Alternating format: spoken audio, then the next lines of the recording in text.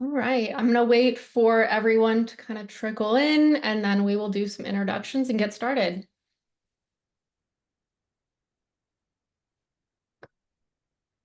All right. Well, everyone, thank you so much for joining today. We are excited to have Coro and Symptai here to really talk through cybersecurity, the evolution, and how we can help. So to introduce everyone, we have Rory from the Symptai team, and then we have Joe, who's going to be representing Coro today. Before we get started, if you have any questions, throw them into that Q&A box, and we will get to them at the end of the webinar. If we run out of time, don't worry, we will send out all of the questions and answers to everyone. So with that said, I'm going to go ahead and kick it off to Rory.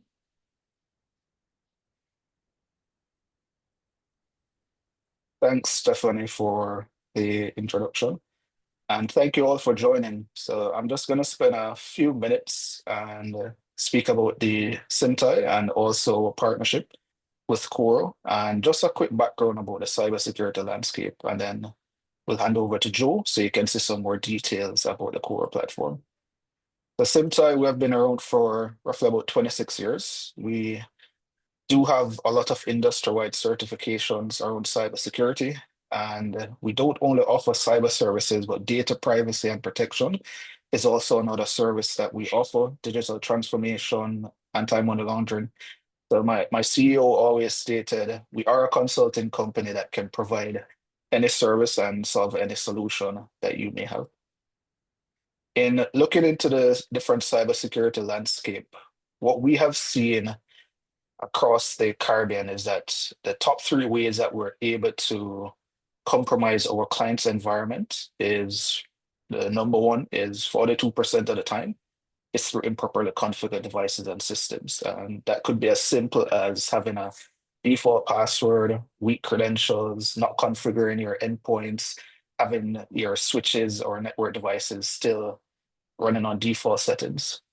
What's second, which accounts for 16% of the time, is systems not being patched or updated. So you're running outdated operating systems, and if you're not properly patching, restarting, managing those updates, then you will be vulnerable. And third on the list is pertaining to cryptography. That could be either lack of encryption or utilizing old encryption schemes. In the Caribbean in 2022, we saw 360 billion cyber attacks. That's a significant amount of attack, and it is continuing to increase. However, in 2023, we saw a decrease in the amount of cyber attacks. However, even though it's only 200 billion, that's still a lot of attacks. What happened is that it's now being much more tailored towards different organizations. So instead of sending out mass attack vectors, we're seeing more targeted attacks occurring. And coming into 2024, we're seeing numerous data breaches in the Caribbean, and it's varying from different industries. So we saw law firms being hit by ransomware. We saw insurance companies, so Iron Rock, ICII was also a recent one. We're seeing government entities, so the Bureau of Standards. In last 2 weeks, we saw the Barbados Revenue Authority, their core portal and website was hit by ransomware, and the information is actually on the dark web for sale right now. And even food chains are being hit. So we definitely need to have protection in place. And that's one of the main reasons why Symptai and Core had started this partnership in offering it. When it comes down to the monetary value, the average cost for a data breach is almost 4.5 million US dollars. And from a ransomware, this is the average payment, roughly about 1.5 million US dollars. And that's in 2022. 51% of the time, organizations tend to invest in cybersecurity after there's been a breach. Remember, you can get protected for literally about $4 per user per month. Are you going to not spend that $4 and ending up spending almost 1.5 million US dollars in case there's a data breach? And 74% of the times, organizations are hit by a data breach because of some human intervention. So we are always the weakest link. this is some information that shows you insight into what's happening in the dark web in different Caribbean countries. So this is from our threat intel team. And we've seen that different countries, this is information that's available on the dark web right now. You can see in Trinidad and Tobago, almost 100,000 assets listed on the dark web with 25,000 vulnerabilities. In Jamaica, there's over 32,000 vulnerabilities, and all of these vulnerabilities can lead to a data breach, and these vulnerabilities can potentially be exploited. So why Symptai and Coro has entered into this partnership, and it's because of strategic alignment. We're pretty much aligned as a company in terms of vision to ensure that all of our customers and clients are secure, are safe. We are moving towards offering a holistic view of cybersecurity. When it comes down to the threat detection feature set of Core, we have compared it against other players in the market. We looked on different solutions on the Gartner Magic Quadrant. We were able to bypass some of those features. However, once you harden Core, it's very difficult for you to bypass these feature sets. And out of the box, it's so easy to configure. When you think about cost-effective solution, the pricing is very affordable, and especially when you think about the bundle that it offers. So Joe is going to speak more about it, and we're not just looking on Core as just an endpoint protection, but because it has modular security, you can add different modules or you can purchase the different bundles together. So for example, you can get endpoint protection, EDR, you can get data governance, meaning protecting your user and endpoint data in terms of any passwords being leaked, any personal information. It's a very holistic view and it's very simple to manage. The interface is very easy.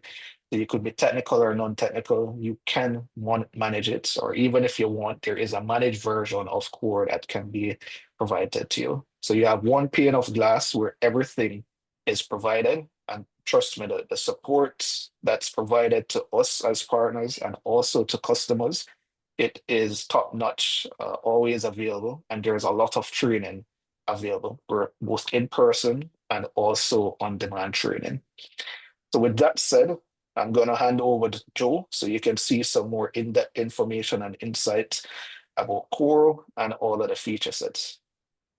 So, thank you again for Awesome. joining. Over to you, Joe. Thanks so much, Roy. I am going to share out.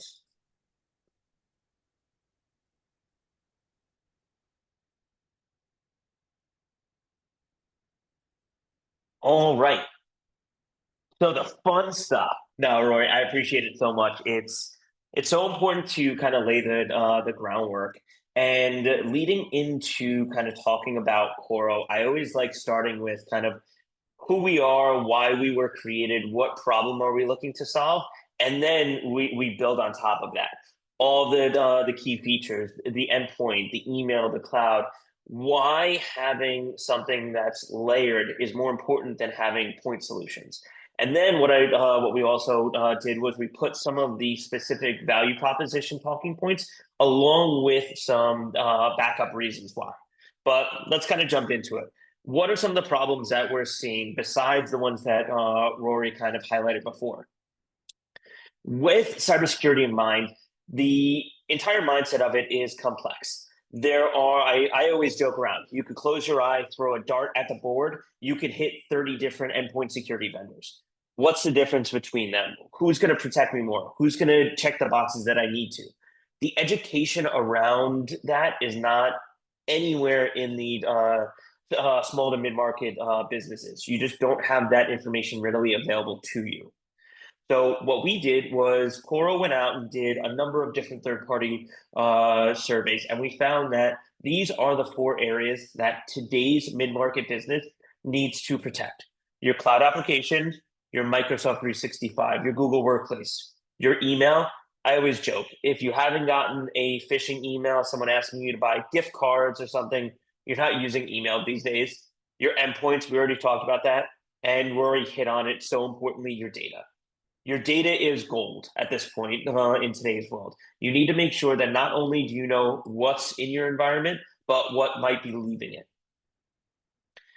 Getting into the old world, new world. I always like talking about the old world as 5, 10 years in the past. Everyone had their offices. IT admins knew they needed to protect these four walls and all my users in it, and I'm okay. I had the team that was working with all these tools. It was great. That's not today's world. In today's world, you have hybrid environments. You have people working from everywhere. The office, the main location isn't the priority anymore. You have a single person sometimes that's working all of these, and they're not necessarily dedicated to security. They're doing break fix, but you need them to also handle any issues that could come up. It's taxing. It's very anxiety driven because you don't know what you need to do, and it's always immediate that you need to address these. So what we're doing is we're slowly getting to the point where, okay, we know what the needs are. We know the tools that used to be relevant. Now, how do we build something that can be useful to one person? And that's where we kind of put together the idea of Coro, a single platform, a single dashboard, one endpoint agent. I'm going to hit on this a lot because this is one of my favorite parts of it, and one data engine. All right. One place for you to go to manage all of your security threats. One endpoint agent that you need to deploy to your devices that will handle endpoint protection, Wi-Fi security, endpoint data governance, network security, VPN, all these things encapsulated to one component, and then one data engine, one system that's looking at all these together to give you more insightful information how to work your environment. What are some of these key features? All right. Spoke about Coro as a platform, but I would say these are some of the main key four areas. You got your endpoint security, SASE, which is looking at both a combination of network and cloud, trying to really do that new perimeter, your email security, and then data governance. Cloud security. What are we speaking to when we mean this? We're mostly looking at activity and access. How are you accessing your cloud applications? Google Workplace, Salesforce, Slack. Where are you accessing from? What are you doing when you're inside those applications? We want to help you to understand what's good behavior and what's bad to help you to identify if an attacker maybe has compromised an account. Email security. I already made that joke. I'm not going to say it again, but we're looking at a number of different items. Not only we're looking for malicious content within the email, malicious attachments, but we're also looking at the text within the email. We're also looking to understand how attackers are looking to potentially spoof your CEOs and your C levels. What's the language that they're using within the emails? Asking you for gift cards, asking for your phone number. We're looking to try to be ahead of the curve when it comes to some of these threats. Endpoint security. I just listed some of them, but it's so all-encompassing that you, being the admin, just needs to go ahead and work and know that your environment is protected. I always, when you're speaking to IT admins, to partners, talking to, all right, what time typically do you have to do when you're testing out, rolling out new endpoint agents, when you're testing out what workflows are going to be? These sometimes get into the 3, 4, 5 hours. They don't have to do that anymore. They now get to just know that Coro is there protecting their environment, automatically taking action on the threats that we see. What are we talking about when we mean data governance? All right, we're talking about where we're going to understand the credit card information, understand the financial and the banking information, your driver's license number, your social security number, tax identification number. All of these components are just living everywhere. It's on your desktop, it's on your laptop, it's in your cloud. If you don't know where this data is, you don't know where it's going to leave from, right? You need to understand where it's going, but also where it's residing. Federal regulations, state level regulations, global regulations are coming out around this. You need to understand there are teeth to a lot of these regulations in the form of fines. You want to make sure that you're protecting yourself. But how are you going to do that? Excuse me. And what is going to be the messaging around that? So it's going to be a couple things. We always speak to it in these three. Modular, Rory kind of spoke to that. The power of one, and our automation. Modularity is key. I always speak to cybersecurity as a journey. You're not going to build a cybersecurity practice that is going to protect you today, tomorrow, and in the future. You need a partner that is going to be able to grow with you. And that's where Coro is positioned right now, right? We're able to start with what you need today and grow with your business as you move into other aspects and as the cybersecurity landscape grows with you. All right. You start with maybe the essentials bundled today, but then you're like, oh, I actually need some network security.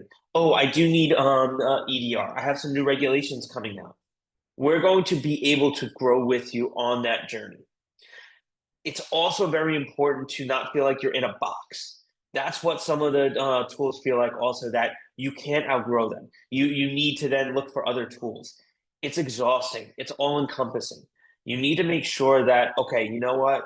I am with this partner. I can grow with them. I hit on it a little bit, but the power of one. Why is this important?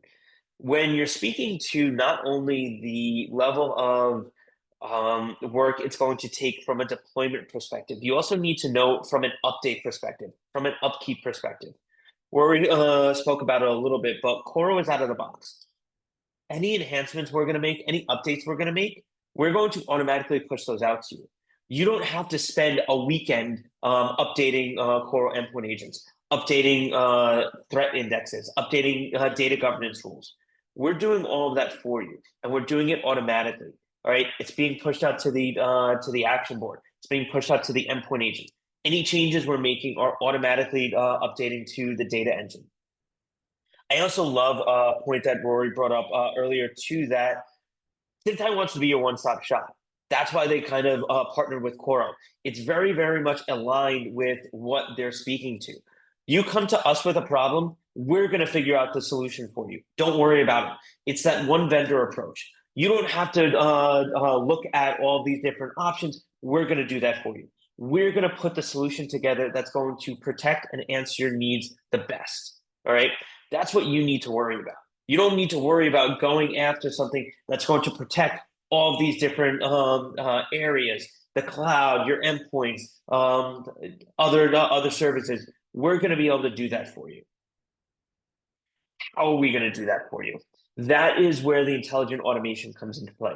That is where we're going to be able to help you to understand, okay, what are you doing in your day-to-day, and how are we going to make you more efficient? How are we going to say that, you know what, Mr. IT admin, you're working, you have a project that you're going to work on. You haven't allotted for time that you just got hit with a ransomware breach. Coro is going to resolve that. Coro has already taken the steps to quarantine that file, quarantine that device, so that you can go about your day knowing that Coro is going to be addressing those issues for you. We want to, again, make sure that we're going to help. I always like saying, there are the security teams that have all these dashboards up and it looks cool and it might be what you think about, but that's not scalable. That's not the way that you're actually going to get work done, because that means that you're working for a tool. A tool isn't working for you. It's not helping you do your job better. It's giving you another job to do. We don't want to do that. We always say that from our studies and from our research, we're helping to reduce 95% of the day-to-day security operations to help you get more out of your day. And I know this is a new topic, so I did want to leave a lot of time for Q&A. So with that, I will kind of open it up. Stephanie, do we have anything that we can kind of talk about or go over?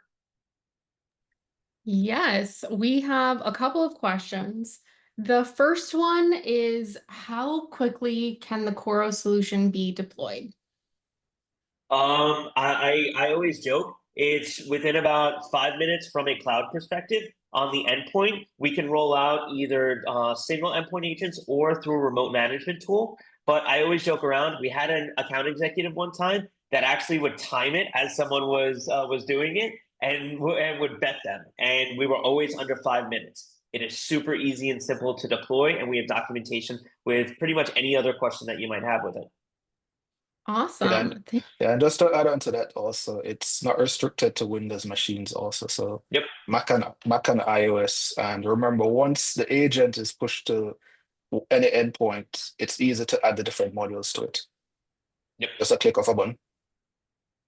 Perfect. Thanks. The other one, which you kind of already touched on a little bit, was does Coro integrate with existing security systems or tools that we already have in place? So depending on the tool, Coro plays nicely with pretty much any other cybersecurity tool that's out there. There are going to be a couple of scenarios where there might be some conflicts. An example with Bitdefender, just because we're also leveraging some components with that. Happy to answer that on a case-by-case basis, just because it is a little specific with the different tools. But as a general statement, we can play with pretty much any other cybersecurity tool out there. Thanks for answering. So those are the only questions we have right now. We can give a few more minutes in case anyone has a question. Just type it in that Q&A box and our team can answer it. So we'll give you guys a few minutes, and if nothing comes up, then we can go ahead and wrap this up. I appreciate everyone taking the time today. We will be sending out a recording of this webinar. If you've got questions, all the info is on the screen. So we're excited to start working with you guys. All right, I have no questions in the Q&A box, so I'm gonna go ahead, let everyone go a little bit early. Now you have time before your next call to get some water or something. So thank you guys for joining, and we look forward to talking with you.